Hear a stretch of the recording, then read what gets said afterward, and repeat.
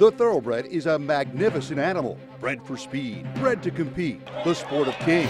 Wow, West Coast has it by 6. It's the all-new Let's Go Racing from Parks Casino and Racetrack. It's action-packed and fun for the entire family. 3 of them are right together with 1 furlong to go. Let's Go Racing is brought to you by the Pennsylvania Thoroughbred Horsemen's Association. It's fun to see them run. A very pleasant good morning, racing fans, and welcome here to Parks Racing for Let's Go Racing for the 2020 debut of Let's Go Racing. Glad you're joining us here today. We're going to wrap up 2019, some big races to take a look at. We're going to start by heading to Laurel as the locals were involved in some stake races down on the Laurel program. Could any of them come back with victories? We'll also head to the West Coast. The Grade 1 Malibu, Omaha Beach was in action. And we'll also sit down with Sal DeBona. He is the Prez. Some interesting news for the local horse players. Very much so. Yes. The takeout has been reduced on some of the bigger bets here, so people will like that for 2020. And we'll talk to that with Sal when he's on here in just a little bit. Yep. All right, buddy, Keith Jones down with the beautiful first floor here at Parks Racing, and my New Year's friend Dick Girardi. And Dick, hope the fans had a great New Year, and we're looking forward to all the stuff that's coming to us in 2020. But as we wrap up 2019, now we're taping early in the week. Yep. There's 2 days of live racing left. Right. The trader standing was locked up probably back on the 2nd of January. Joe But Taylor. the jockey standings are dead tied with 2 days to go. Yeah, how about Michael Sanchez and Frankie Pennington have been going back and forth. Frankie going for 6 in a row. Yeah. And Michael not making it easy, and we will not know the results as we're doing this for about 36 hours or so, but you will know them by the time you're watching. Now, pending jockey changes and scratches, Michael has 15 mounts over the next 2 days. Frankie has 7. So numbers would lean to Michael, but who has the better mount? So, Dick, pretty exciting stuff. It is, because we just haven't had a jockey race that's this close. It's been Frankie, it's been Kendrick, for the most part, for a decade Really? now.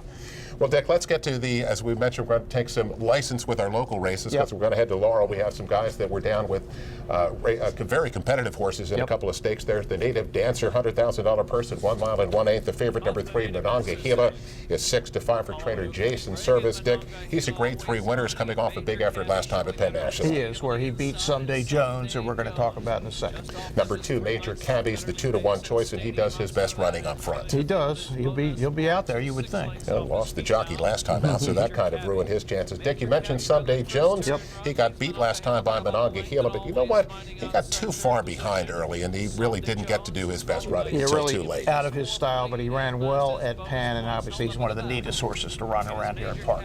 Great son of Smarty Jones. Someday Jones, John Service, and Trevor McCarthy on board. Here's the Native Dancer. Major Cabby and Sheldon Russell up top. Always binding Monongahela right there, very close to the pace. And Someday Jones is in 4th, and Stadium is next. And Bonus Points still has to pick it up from the back. Has dropped some 7 off of Major Cabby. Major Cabby went through a half mile in 47.94. Charging off of the far turn run from Monongahela second, and Always Mining right there on the outside within a length and a half of the front. So Major Cabby asked a bit of a question around that far turn with 3 furlongs left to go. Monongahela and Always Mining, they're keeping up 2nd and 3rd, and Someday Jones is driven in 4th, and Bonus Points in Stadium. 6 furlongs a minute 11.91. So Major Cabby has major company now. Always Mining on the outside. Always Mining takes the lead. Monongahela, they'll run with that one, and Someday Jones is coming with a run. Switch to the outside of the leaders, and Major Cabby's back in 4th, followed by Bonus Points, about a furlong left to go. Always Mining and Someday Jones. Someday Jones got the momentum in the lead now. Well, it's all about the trip. Someday Jones did not get a good trip last time, but gets a great trip this time, and here he comes, middle of the racetrack, drifting out a little bit there. A little bit of a concern, but he goes on to win by 2 pace, $7.60 to win. Dick, this has always been a talented horse. This is a really neat horse. The PA bred, Pat Chapman bred, Mainline Racing owns now, but 10 lifetime wins, closing on 600,000. And I think this is one of John's favorites. He really loves this horse. Okay, so we go to Laurel. We get 1 win. Yep. How about we take a look at the 2-year-old race now? This is the Heft. 2-year-old 7 furlongs, a purse of $100,000. The favorite, number 2, LeBrea, is 9-5 for trader Claudio Gonzalez. And Dick was kind of overmatched at the Nashua last time. Yeah, and LeBrea, of course, was owned by our buddy Joe Bessiger, but Joe just had a dispersal. He sold just about everything, including LeBrea. Second choice, number 9, is Monday Morning Quarterback. Now, he is a cash Cash is king at LC Racing, so Glenn Bennett and our friend, of course, Chuck Zachney. But Dick, looks like he's got a talented future. Very impressed with both of his races. Second start, he got an 85, and Chuck and Glenn, they love these football terms. They Wentz, I mean, they're Monday morning quarterback, all good. So 2-1 with George Vargas Jr. on board. Let's get the call of the heft for 2-year-olds. So solid pace heading over the far turn run. Into the turn they roll with 3.5 left, and it's Romanoff in front. Monday morning quarterback with a promising bit on the far outside. Monday morning quarterback looms right up there into second, and LeBrea down inside in third position. New commission Nucky suddenly dropped out of it, and they're followed by Hockey Puck and Don't Mesa with Me's in the back. Quarter of a mile left to go, half 45.49, and LeBrea scoots through on the inside, and Monday morning quarterback on the outside. They've collared Romanoff, and New commission up in the center of the track is motoring on as well with a chance. Down to the last furlong, Monday morning quarterback kicks away by 2 lengths from New Commission, and LeBrea back third of the inside. Monday morning quarterback with a 16th left to go. New Commission on the outside with Monday morning quarterback just holding. Well, how many parks exactly in the half? Monday morning quarterback holds off the late runner number 5, New Commission, who goes down for trainer Diane Day. So we go 1-2. Butch Reed and Diane in the half stakes, $6.20 to win on Monday morning quarterback. And Dick, I don't think he is done winning. No, I'm with you, Keith. I think this is a stakes horse for sure. It's just a question of what level is he going to be able to get to.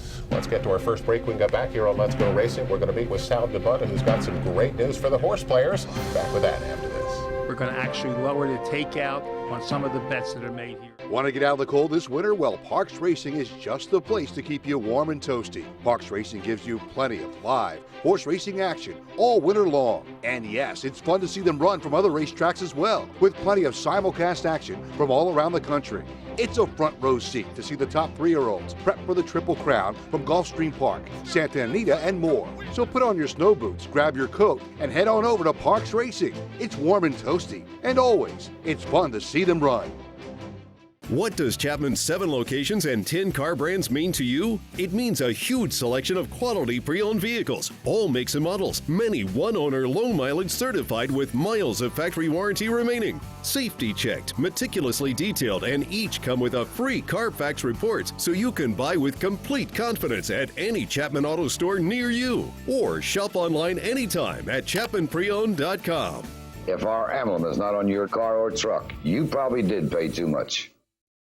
Looking to join the thrill and excitement of thoroughbred racehorse ownership? Pewter Stable can get you started. With more than 25 years of experience under the leadership of Greg and Kate DeMasi, Pewter Stable is one of the industry's leaders in racing partnerships, winning hundreds of races and millions of dollars at racetracks all over the Mid-Atlantic, including New York. No markup, no management fees makes our partnerships unique and affordable. We are Pewter Stable.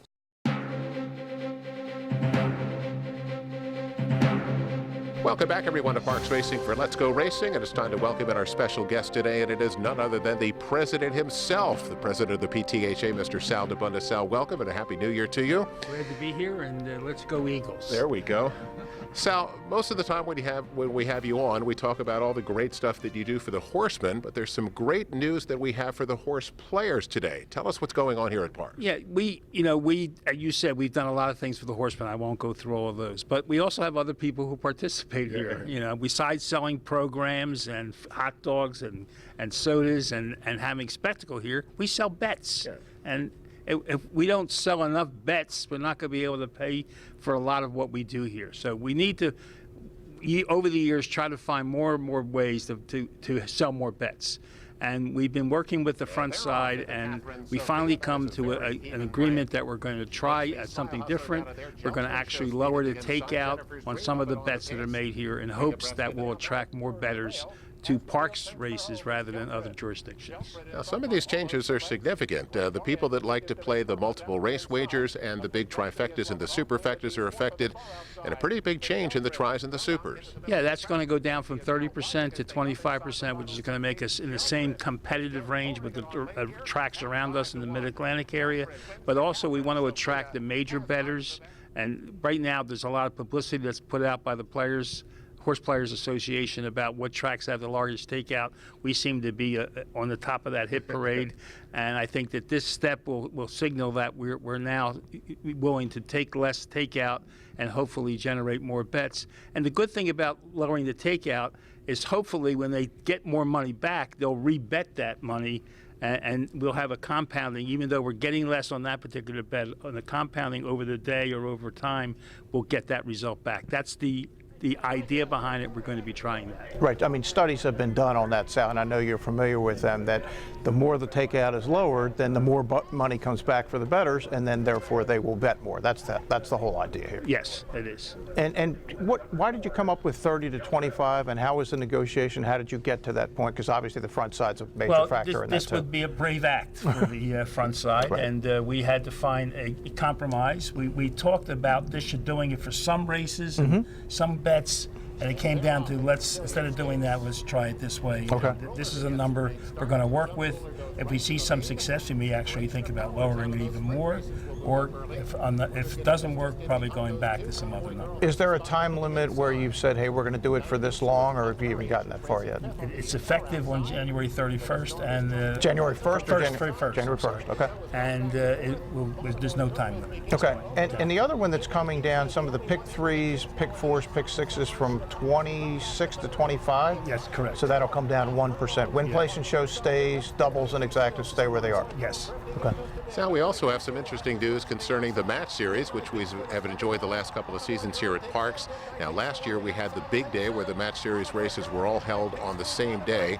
We're going to do that again, but it's expanded, and tell us about that. This is basically the Mid-Atlantic Championship. It includes New Jersey, Delaware, Pennsylvania, Maryland, but all the tracks in Pennsylvania last year. We get a good response here. We don't get a terrific response among our horsemen because people don't seem to like to ship from Parks. And you have to really run in at least 3 of the 5 races last year to be able to do that. So we're going to try it again. We've done some things that are interesting. We've added a 5th race to the day, so now we'll have 5 races instead of 4. We've included races from Charlestown and from Virginia, so that will Colonial down. So we'll have more people involved there. And the big thing we're going to have is on October 3rd this year, we're going to have the championship day for all 5 of those races will be here at Parks. Okay. Last year that was at Monmouth, right? That was the final leg, we and were this the year will be next to here. last year, which came on Labor Day, but this year we will be the championship race. We're also going to be working with the front side and basically trying to get more of our trainers involved in this. We're going to be putting out blasts maybe 2 or 3 weeks before the races are entered to say your horse is eligible for this. Would you like to do this? So this is a very significant investment by the track in doing this because it's really kind of anti their philosophy to tell you to ship. Right. Okay, so to get them to take this step and to agree that we're going to encourage our horsemen to ship out for this series is a major investment and thing on their part, but we think it'll be good for racing in the Mid-Atlantic. And the hope is that at the very end, they'll all be coming here for the finale. Yes. Everybody's trying to win something, bonus points, all that stuff in the different categories. So we're going to be working with them to really promote this much better this year than we did last year. Cool. Sal, always working to make things better around here. We appreciate the hard work and look forward to all the great stuff that we have to look forward to here in 2020. As I open this up, go Eagles! Amazing team effort. No doubt. Okay. It's not like winning the Kentucky Derby with a $5,000. Thank you. Well, Sal, thank you very much. And it's time now to get to our national coverage. And, of course, it's brought to you by Chapman Auto Group. Unless our emblem is on the back of your car or truck, you probably paid too much. And we take our national coverage out to the West Coast at Santa Anita. And, Dick, their program had some big end-of-the-year stakes that we want to take a look at. We're going to start with the Grade 1 Malibu. It's still for just 3-year-olds. We'll go 7/8 for $300,000. And, Dick, the favorite number 5, Omaha Beach, gets bet down to 2-5 for Dick Mandela. And last time we saw Omaha Beach, Dick, he could not handle a horse named Spun to Run. Yeah, not many can, although if you're not named maximum security these days. And look, I thought Omaha Beach ran great in the dirt mile. The race got away from him early and wasn't anybody beating Spun to Run that day. Second choice here is number 2, Complexity, who's 2-1 for some guy named Chad Brown. I think he won the Champagne last year as a 2-year-old. He's only made 2 starts here in his 3-year-old season. Yeah, it was interesting. He was second choice to game winner in the Breeders' Cup Juvenile off that gigantic Champagne. He showed speed, he collapsed. Then it took him a long time to come back. He ran the Woody Stevens, no good again. Then a long layoff and came back giant at Aqueduct. But boy, I was a little skeptical. Right. All these long layoffs, giant at Aqueduct, now shipping west. It is Chad, but it ain't turf, and it is against Omaha Beach. Who's 2-5. Here's the call of the Malibu. They're heading to the half-mile pole in the Run Happy Malibu, chasing Much Better, who has scampered clear to be in front by 4 lengths. Complexity tracking nicely in second. Maniwa. Here comes Omaha Beach cruising right into contention. And Omaha Beach and Complexity are right together, cutting into Much Better's lead. And Omaha Beach has gone right on by without being asked to do so. Omaha Beach is the new leader in the Run Happy Malibu. And Mike Smith is just sitting still. Maniwa second. Complexity back to third. Roadster running on late. They're at the top of the stretch, and Omaha Beach, Maniwa putting in a stellar effort along the inside. Roadster finishing nicely as well, but it's all about Omaha Beach as they come to the 16th pole. What a classy individual Omaha Beach is, and he is going to gallop home as Santa Anita Park salutes the living legend, Mike Smith, the all-time leader in Grade 1 victories. Well, visually impressive here, Dick. Omaha Beach comes circling up on the outside, just under a hand ride the whole way. Ends up drawing off to win by almost 3 at the end, pays $2.80 to win. Number 4, Roadster. Rallies for second, but certainly no match for Omaha Beach. Dick, Omaha Beach, of course, missed all that time during the season, but he is a talented racehorse. No, there's no question, and he would have been the Kentucky Derby favorite had he not had that issue the week of the race, the entrapped epiglottis, and it took him forever to get him back, and then he runs down Chancelot at 6 furlongs. This is an incredibly talented horse. He may actually be at his best sprinting. I mean, his 7/8 races, his 3/4 race were great. But he'll go next, and in his final race in the Pegasus, where he'll run against Spun to Run, who's down training in Florida, going for the Pegasus. Now $3 million with the purse drop, but nevertheless a really good race. And congratulations also to our man Mike Smith. He broke the all-time record in this race for Grade 1 wins. He was tied with Jerry Bailey, won a couple on the card. Mike is now in front by himself, and somebody's going to, I don't know, assuming Mike ever retires, maybe he never will, as long as he can ride like, what, 500 races a year, and half of them are in Grade 1, he'll keep going. Amazing career for Michael. Let's note the time here, Dick. 1:22:33 for the 7 furlongs, because next we're going to take a look at the 3-year-old fillies of the Grade 1 LaBrea. They'll go again that same distance. $300,000 is the purse. Number 5, Bellafina. Our good buddy Bellafina is 3-5 here for Simon Callahan. Dick, her last victory was all the way back in the Santa Anita Oaks. She's been in 4 Grade 1 races since then. But Dick, she ran really well last time out. Yeah, I thought she ran well here in the Cotillion, Keith. I just think that race is too far. She made that great middle move. Then she was phenomenal to Kofefi second in the Breeders' Cup Filly Mare Sprint. And she's a big favorite, loves Santa Anita. The only time she ever has gotten beat at this racetrack is in that race in the Breeders' Cup. Second choice, number 6, Bells the One, is 5-1 for trainer Neil Pessin. Dick, last time out, she was a Grade 2 winner at Keeneland at a big price, and she'll be 5-1 here today. Yeah, I'm always skeptical of a horse wins at a big price closing anywhere, and now all of a sudden they're coming to Santa Anita. Not my kind of cup of tea in this situation. Bellafina's 3-5. Can she get it done in the LaBrea? Bellafina controls it down the backstretch. She's in front by 1.5 lengths. Mother is in second, and Free Cover at the rail third. Motion Emotion, 3.5 lengths off the pace. First Star trying to make some progress down at the rails, stirred between rivals. Delmar May has lost a little bit of ground. Bells the One is moving up while 3 wide. And from the back of the field, Hard Not to Love is also starting to rally. Bellafina and Mother firing a big shot on the outside of Bellafina at the top of the stretch. Bellafina called on now. 4 lengths back to Hard Not to Love. There's 1/8 of a mile to go. Bellafina, Mother, and Hard Not to Love continues to storm home on the outside. Hard Not to Love from well out of it has taken command close to home, and it's Hard Not to Love. Well, Dick, Bellafina gets beat here at 3-5. Who's this on the outside, number 7? 7. Hard not to love 11-1 for our friends at West Point Thoroughbreds, coming from off the pace, way off the pace to win by 2 1/4, $25.20 to win.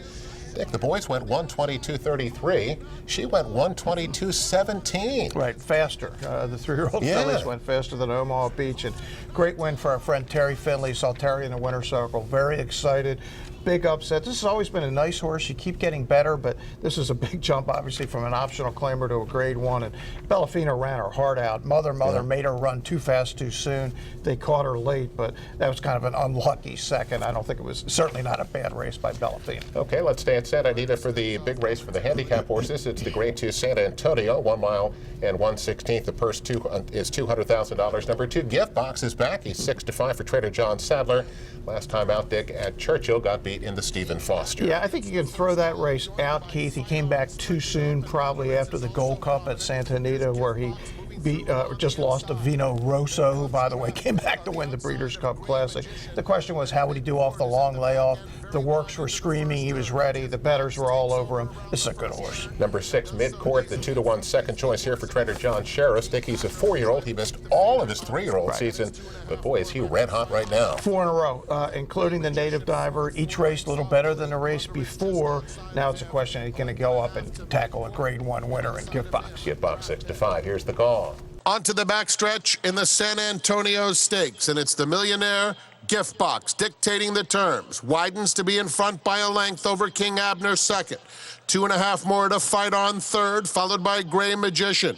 Then Muggeritz. Victor Espinoza asks Midcourt to get involved. He's 6 lengths off the lead, extreme outside, and Draft Pick is 3 behind him. Around the far turn, Gift Box has been there throughout.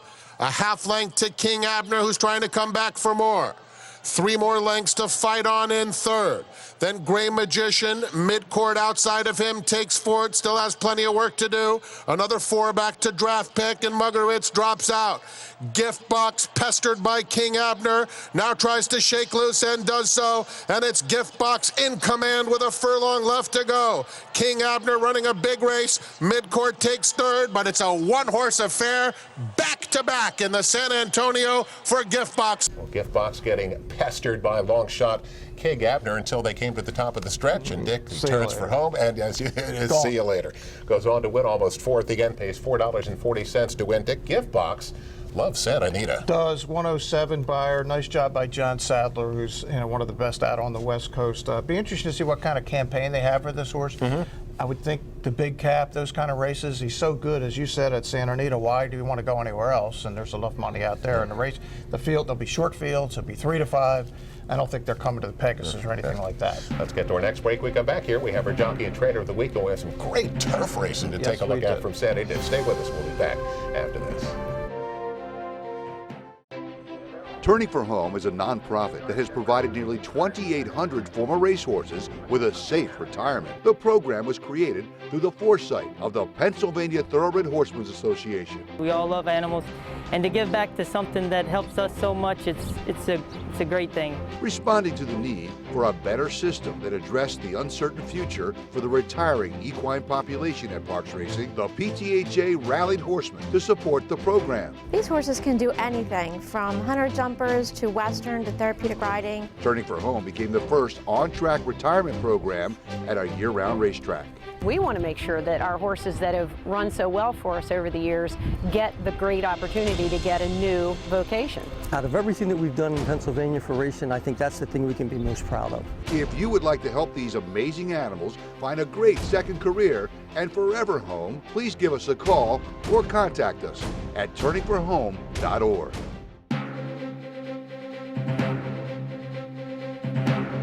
Welcome back, everyone, to Parks Racing for Let's Go Racing. Time to give out those weekly awards. Jockey and Trainer of the Week brought to you by Turning for Home, that great retirement program. Get involved today, turningforhome.org. Dick, got to give it to Mike Smith. I know we usually do the local guys, but this is an all-time record. And, of course, Mike has been here and won some big races. So Mike Smith is your Jockey of the Week. How about Trainers of the Week? Back to the opening segment. John Service and Butch Reed going down to Laurel, coming back with stakes victories. Nice. So we give those two guys our Trainers of the Week. Well, let's get to Race Recap. Race Recap is brought to you by by Pewter Stable. Log on to their website at pewterstable.com. And Dick, if you didn't become an owner in 2019, become an owner in 2020 and do it at pewterstable.com. Great turf racing at Santa Anita. Start with the Grade 1 American Oaks. 3-year-old fillies at a mile and a quarter. Dick, number 5, Lady Prancelot, is 8-5 for trainer Richard Baltus. And Dick, is she going to get any running room? Yeah, it looked like she might not forever. Joe Bravo's waiting. Finally, the hole opens up. She shoots through and wins. I wouldn't say easily, but you knew she was going to get there. But yeah, sometimes these turf horses, all these races end up so close. $5.20 to win on Lady Prancelot. Let's take a look at the Grade 3 Robert Frankel. That's fillies and mares on the grass here at 1 mile and 1/16. The favorite, number 7, is Mirth at 7-5. Here's Mike Smith again. And Dick, Mirth with a little change of tactics today, a PA bred. Yeah, I was trying to beat her because I didn't think she would get loose in the lead in this race. She didn't. Phil D'Amato, the trainer, said, "What do you think?" When she was way back, I was thinking, what is Mike Smith doing? But he knew. He always does. She gets up by a nose, the PA bred. She ran great in the Breeders' Cup. Yeah. She was right there till the 8th pole before she got tired. Terrific finish. Mirth pays $4.80 to win. Finally, it's the Grade 2 Mathis Brothers Mile.